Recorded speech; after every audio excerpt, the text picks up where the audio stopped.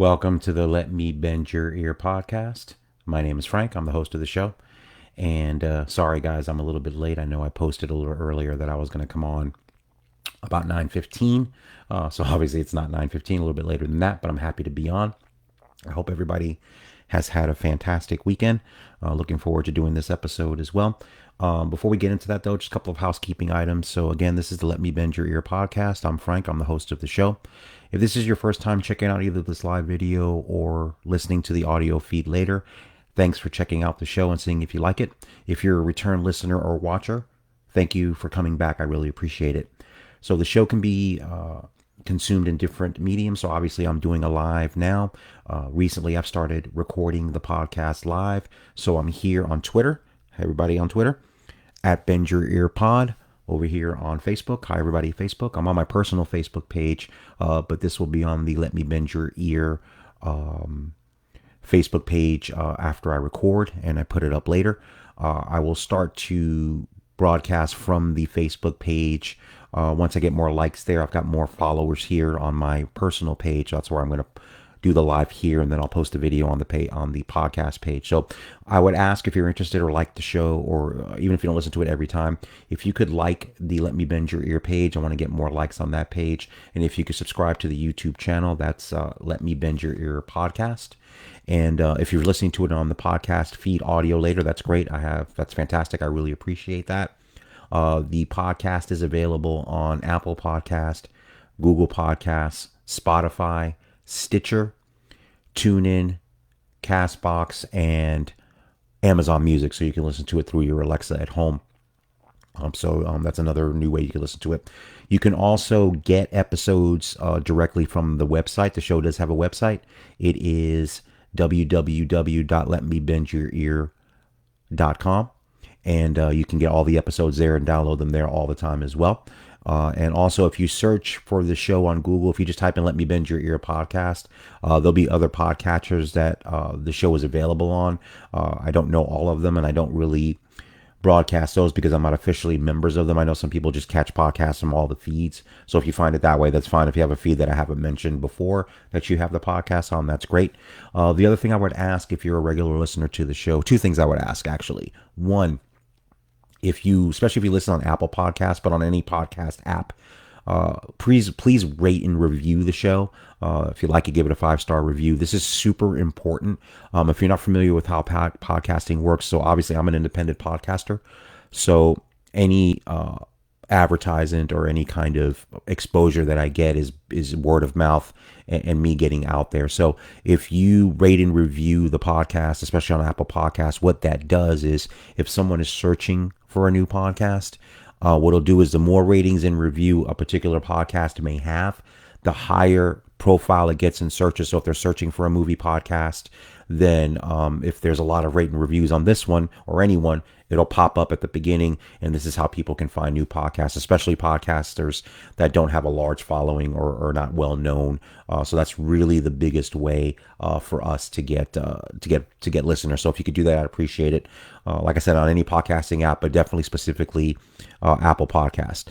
The second thing I would ask, and I always ask this every week, and this is a real easy thing to do, if you see me or follow me on social media or see things here on Facebook or on Twitter, especially when I post for new episodes, either the live video, or when it comes to the audio feed, please like and share it, retweet it. Like I said, any retweet is helpful. It helps. Like I said, again, that's another easy way you can help. If you're a fan of this podcast and want to help it grow, it's a super easy way to do that. And my goal, and this is why I've incorporated the video element into the podcast, is because I'm trying to find ways to branch out, get more listeners, viewers here.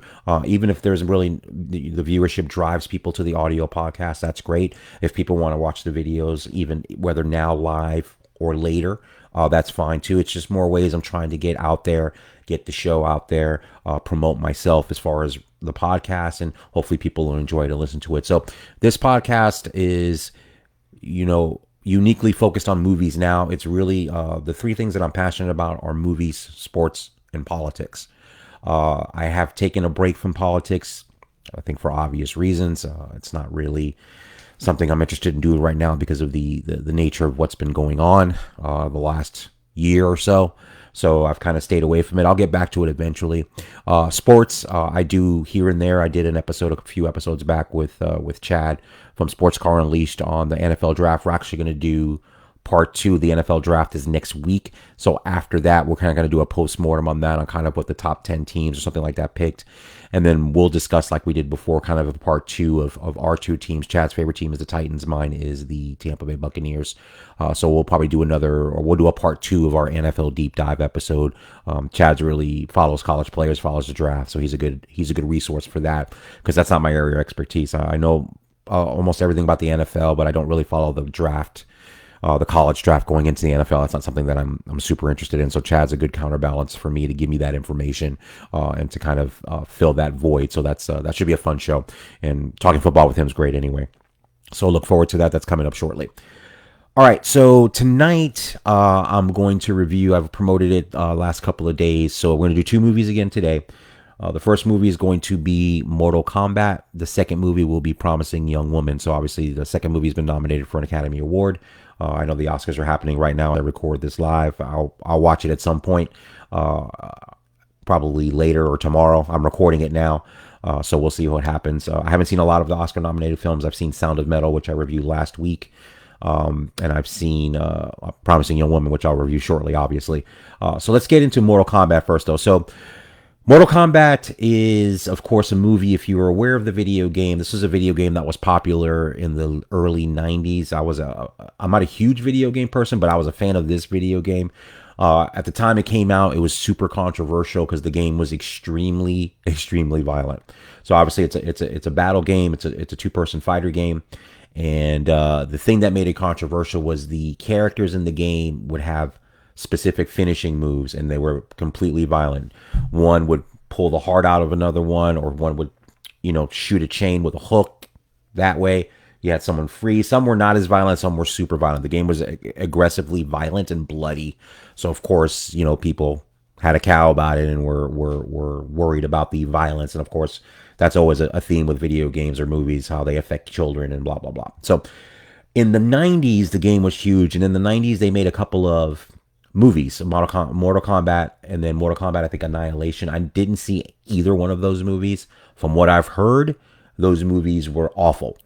So those movies were made, and then it's been dormant. I know the game is still continued in various forms. I think it's on the 11th edition of it, I believe. Somebody was telling me. I don't play them, so I'm not an expert on that. So this film, again, I was able to screen it because it is on HBO Max and theaters. It premiered this past Friday.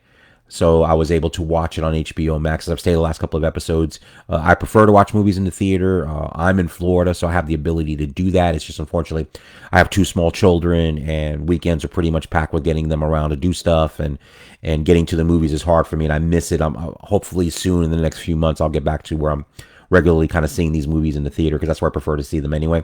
But again, the fortunate part is with HBO Max, I'm able to watch new movies at home at my around my schedule, which is fantastic. So this movie came out Friday. It's basically set. There's a prologue in Japan 1617. So it sets up a character named Hanzo, who's with a woman and a child, and these raiders come in and kill him and kill his family. So that's the setup for the movie, and Hanzo becomes one of the Mortal Kombat characters. I'll leave it at that. If you know the video game, I mean, you know the characters that are the main ones: Scorpion, Sub-Zero, Raiden, Kano.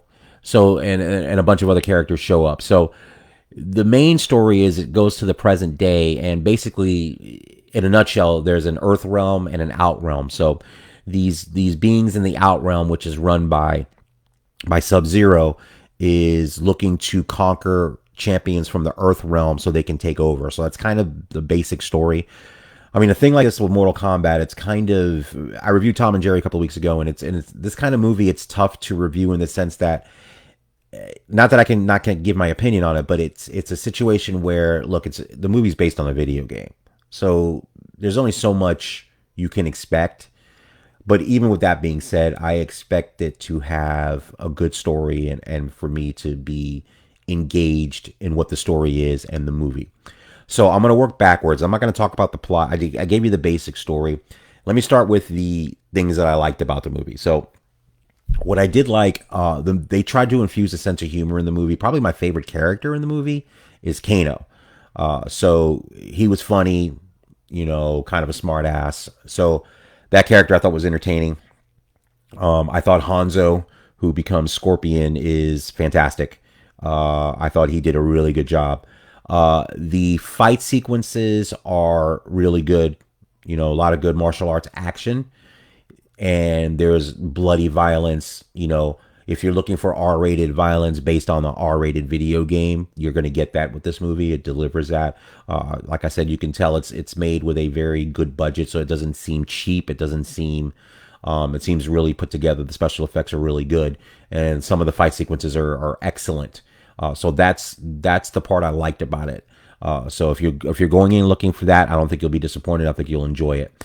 My issue with the movie is I kind of like the setting of it, or the setup of the movie, Japan, the ancient time, the Hanzo character. I did like that 10-minute prologue. The problem is this movie clocks in at an hour and 50 minutes, and that's too long.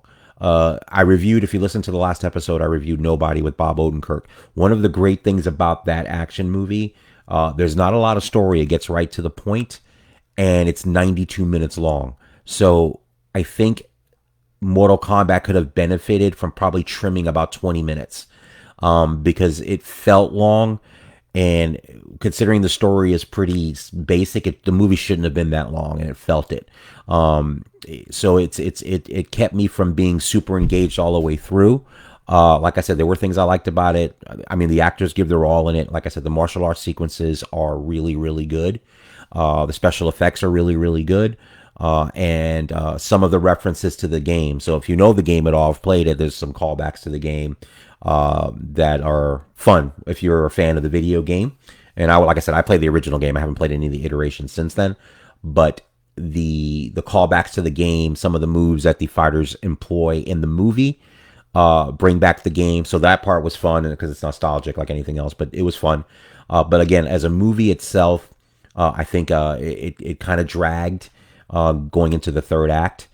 And it was something where it could have been tighter. I think, like I said, this definitely could have been a 90-minute movie, and had they clocked it in at 90 minutes, I think it would have been a better movie. Is it terrible? Is it unwatchable? Absolutely not. I think you can see that they made an effort to try to make a good movie. Like I said, it's kind of challenging when you're using a video game as a template for a movie. There's been quite a few of those attempts, and most of them have been utter failures. Super Mario Brothers is a big example, and you had good actors in that movie. You had Bob Hoskins, John Leguizamo as Mario Brothers, but I mean, it's tough to do, and that's the biggest example I can think of. And even the previous Mortal Kombat movies, I haven't seen them, but I've heard that they were not very good. Street Fighter, Jean-Claude Van Damme, also not good. So when you try to make movies out of video games, like I said, your expectations can't be that high. But I thought they made an effort to try to do something good. I think what their focus was I think they wanted to make an R-rated, violent film that was a good representation of the violence and the level of gore in the actual video game. So I think they succeeded there. So if you're looking for that, like I said, if you're looking for that, you're probably going to enjoy it a lot. So my review of Mortal Kombat is going to be 2.5 Van Goghs out of 5. So I explained my star rating review last week. So 2.5 is basically, it's an okay movie. I wouldn't watch it again. But again, like I said, it's not unwatchable. If you are a fan of the game Mortal Kombat and you like violent martial arts and some gore in there, you're going to be satisfied, I believe. I think it's an entertaining movie in that respect. But like I said, I can't give it more than 2.5. I think it's an okay movie. It's not terrible. It's not fantastic. It's okay. So that's why you get my 2.5 Van Goghs out of 5. So again, 2.5 for Mortal Kombat. So next up, I'm going to review Promising Young Woman. I've actually been looking forward to seeing this movie. I know it's been out for a while, and it is obviously up for some awards tonight. I believe it's up for Best Picture, definitely up for Best Actress for Carey Mulligan. So Carey Mulligan's character, Cassandra, as the movie opens, you see her. What she does is she goes to a club, I think once a week, and appears to be, as the movie opens, she appears to be super drunk, super to the point. She's when you see her first, she's just basically sitting in a club, like in a long bench area, and she can't keep her head up. She looks super, super drunk. So there's a couple guys at the bar. Of course, they see her going, "Oh, she's a mess." And then one of the guys says, "I'm gonna go over there, talk to her, see if she's okay." And what it really is I'm going to go over there, talk to her, and see if I can take her home. So he picks her up. She barely's talking because she's inebriated. He gets her into an Uber. They go to his place. She's super drunk. She tells him she has to lie down. She's like, "Oh, of course, yes, absolutely, absolutely." And things start to take place. He starts to undress her, and looks like he's about to have sex with her, and then she snaps out of inebriation and asks him what's he doing. So as you see, she's not drunk at all. She's completely sober, and basically this guy's like, "Holy shit." So that's how the movie opens. So as the movie progresses, what we start to find out, you start to find out more about Cassandra's background. So basically, and I don't want to give too much away, so basically you find out that Cassandra has suffered a traumatic incident that has kind of driven her to do this. So you find out that she does this regularly. And Emerald Fennell is the director, the writer-director. She's an actress. I think that's been on The Crown. This is her first film that she's written and directed. And she's definitely got a point of view here. And before I get further into the movie, what I took away from it, and it's a consistent theme throughout the movie, and I think as you watch it, it informs it.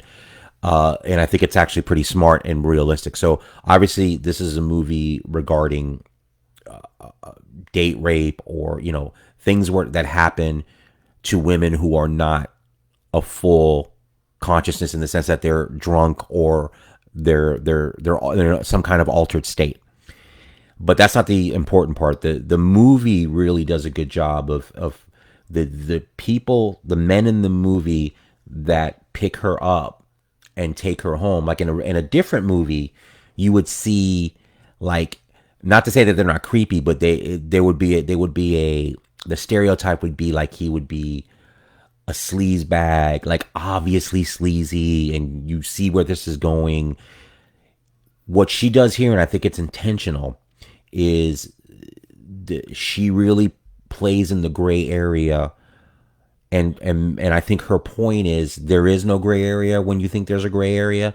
If you're attempting to have sex with a woman that's not completely there because she's in an altered state, whether it's drugs or alcohol, then you are in the wrong. And the situations that Emerald puts Cassandra's character in the movie are very clear. It's clear that she's drunk, and it's clear these guys kind of do the same move. They're really nice at first. They pretend that they care about her. It's not an overly aggressive right off the bat. And I think in other movies you would see that, and especially probably movies directed by men. But in this case, I think she wants to really show you that any man is capable of going down this road, even if otherwise he's probably a decent person. And that makes it more complicated, and that makes it, and as the narrative unfolds, you'll start to see, and when you find out more about what's happening in the movie, and like I said, I don't want to give away too much, but you see a pattern of where, and you see this if you've watched any kind of famous cases of rape, where the man's given the benefit of the doubt, the woman is either victim shamed or slut shamed or whatever it is, where it's basically made incumbent upon the woman 100% responsible for what happened to her because she did this or didn't do that. And like I said, there's a clear point of view in this movie about that, and an issue about that. So as the movie progresses, she meets a doctor. So you find out that Cassandra was actually in medical school and dropped out due to the traumatic event that happened. Like I said, I don't want to say too much because you should watch the movie and then you'll get more of an idea. But what you do find out is she was in medical school and she dropped out after this event took place. So she meets, because she's working in a coffee shop, she meets a doctor named is Ryan, played by comedian Bo Burnham. And performance-wise, he's fantastic in this movie. I've never seen him in a film before, and I know he's done other things before, but he's great.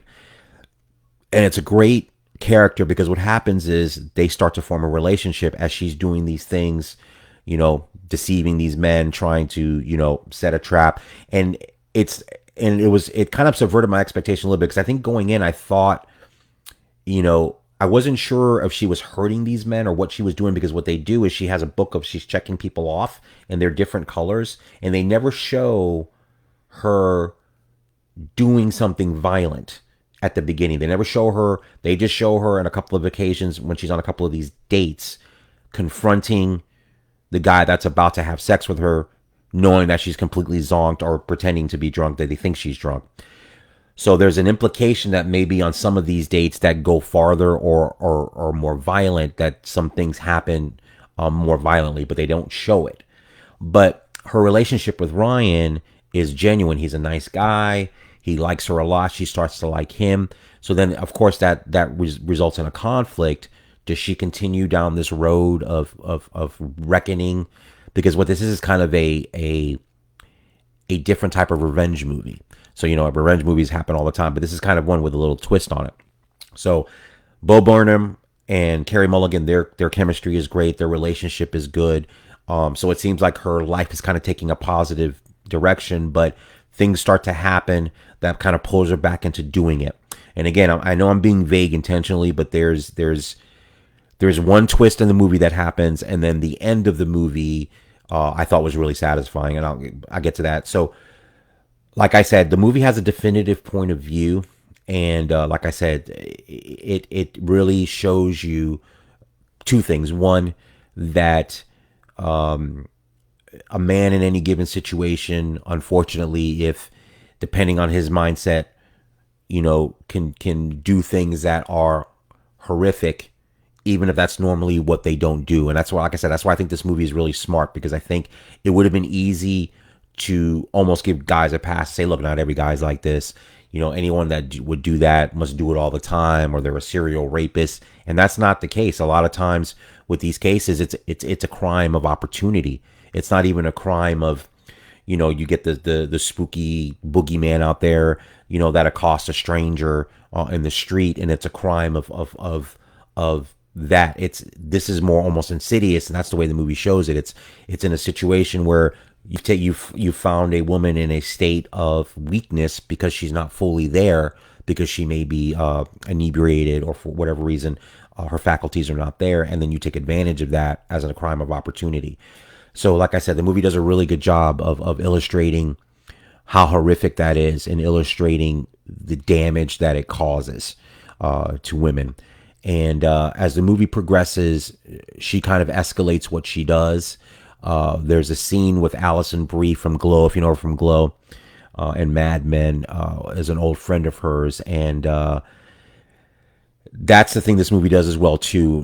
The men don't behave very badly, but there's a couple of scenes. Connie Britton's in the movie, too. She does a great scene as a dean of the college, of the medical school that Cassandra went to, where they kind of do the same thing. They kind of, Alison Brie's character and Connie Britton's character, both in the scenario that Cassandra's, painting to them, kind of, they blame the woman, and they say, especially in Connie Britton's, you can't ruin this guy's reputation based on an accusation.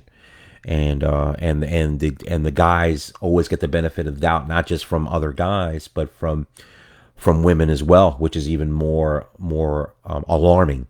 You would think that among women there would be a more sympathetic, or at least an understanding of this situation. And like I said, and there's a very gripping scene with Cassandra and Alison Brie's character, She gets her very, very drunk and essentially sets her up and makes her think that she may have had sex with someone when she was inebriated to prove a point.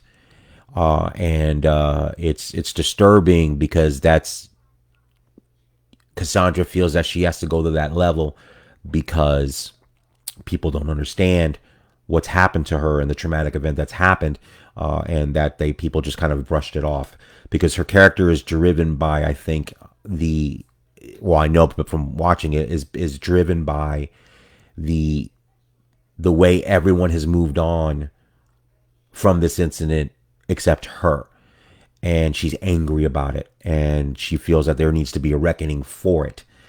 And her parents, Cassandra's parents, are played by Clancy Brown, the great actor, and is it Jennifer? I forgot her name now. Jennifer Coolidge from American Pie, played Stifler's mom, but she's great in here too. They're both great. Cassandra's living with her parents, and they are struggling because their daughter's struggling, and they want her to move on and be happy. And when she starts to date Ryan, they're ecstatic. But there's some great Clancy Brown, especially too, has some really good scenes with her, and that relationship is very touching. And you can see that they know that their daughter's in a lot of pain, and they don't know what to do to help her, but they're there for her, and they're trying. And that part of the movie, like I said, that's a tribute to the screenplay. I think the screenplay of this movie is fantastic, and I think the secondary characters add to the movie a lot. And there's actually a scene with Alfred Molina, small scene that he plays, and he's fantastic. He's an attorney, a defense attorney, that defended someone accused of sexual assault. And he has a great scene with Cassandra. He's in it. He's got two scenes, and they're phenomenal. Alfred Molina, a great actor. So the screenplay is fantastic. Like I said, the message that it's trying to send, I think it's fantastic. I think obviously in light of the Me Too movement and what's been going on, there's been a reckoning of, starting with Harvey Weinstein. And now actually with Scott Rudin, the producer, that's, if you've watched the news now, you've seen in the last week or two, he's been, Hollywood Reporter had a long article about his decades of abuse of subordinates, just in a hostile work environment. So I think a movie like this is timely, but it's also very entertaining. The other thing about the movie too, there's a lot of funny moments in the movie. So like I said, it's a revenge movie, but with kind of a dark comic twist to it. So like I said, there was a lot of moments in there where I actually laughed. And again, a tribute to, I think, a really good screenplay. And the third act of the movie, like I said, there is a twist. I almost say two twists, but there's one major twist in the movie. Like I said, I won't give it away. And then the way the movie ends, I think is clever and satisfying, and it's consistent with the theme of the movie. I'll just leave it at that.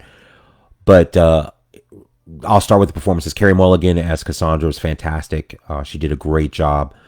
She conveys the anger, the kind of trepidation of starting a new relationship with Ryan.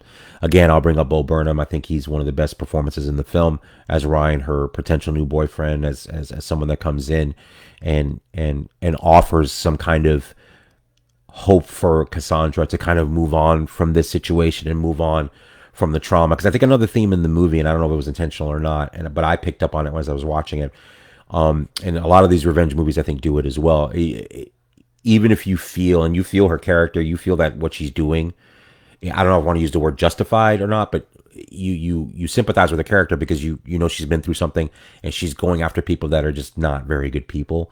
So it's easy to root for a revenge person. But I think what this movie does as well, and what all good revenge movies do, is there's a morality play with the person seeking the revenge. Because I think when your life is consumed by revenge and consumed about getting somebody back or getting this back or get back, you kind of lose yourself, and it becomes your life, and you think you're doing something to satisfy yourself, but really you're just stuck reliving that traumatic event by trying to seek revenge.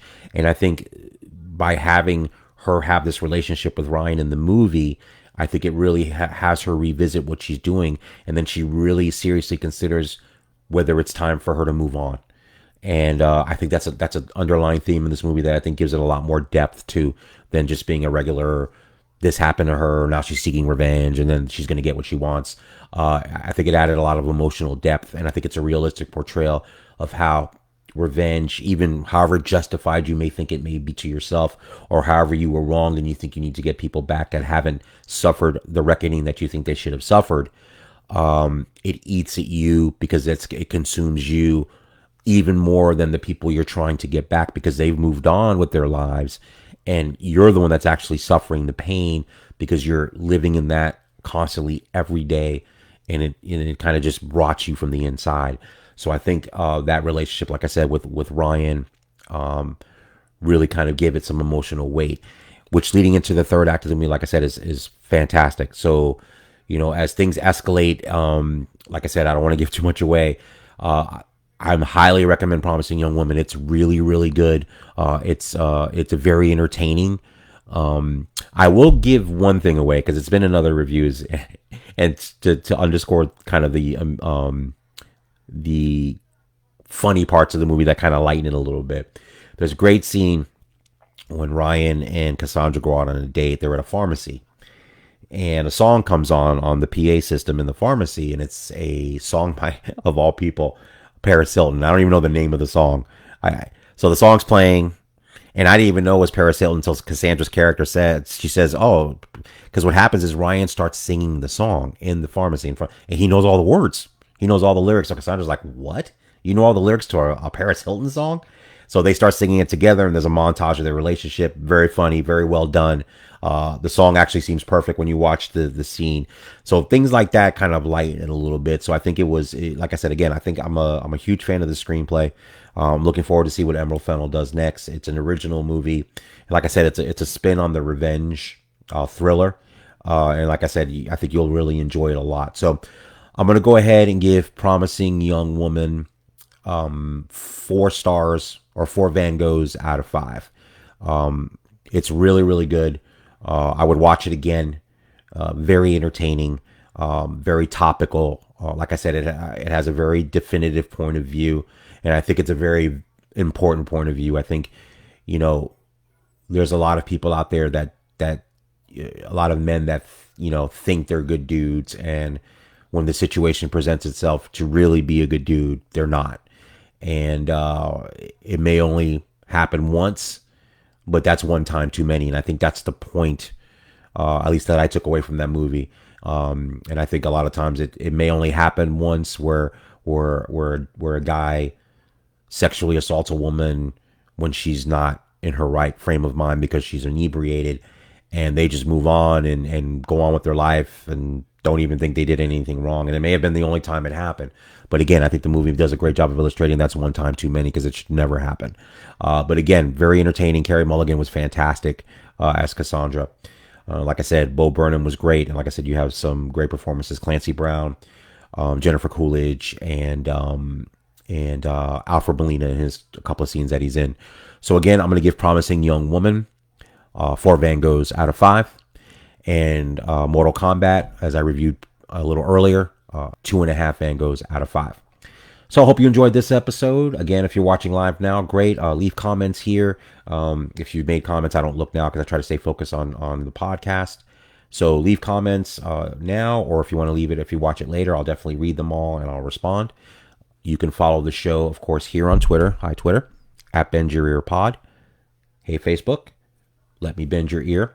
The YouTube channel is Let Me Bend Your Ear Podcast. And Twitter is at Bend Your Ear Pod. Instagram at Bend Your Ear Pod. And follow me on the social medias. Like I said, the one thing I like to do is talk movies. So I definitely engage on Twitter every day. If you have a take on a movie I reviewed, a suggestion about a movie to watch, disagree, agree, please let me know. I love talking movies. I love watching other podcasters on Twitter give their comments about movies and having interactions with them. So again, I'm trying to grow the show. So follow me on the social medias. Follow me here. I definitely want to get a bigger audience. And like I said, if you prefer to listen to it on the audio feed like you're doing, if you've done so, continue to do that. I love that. That's always going to be the focus.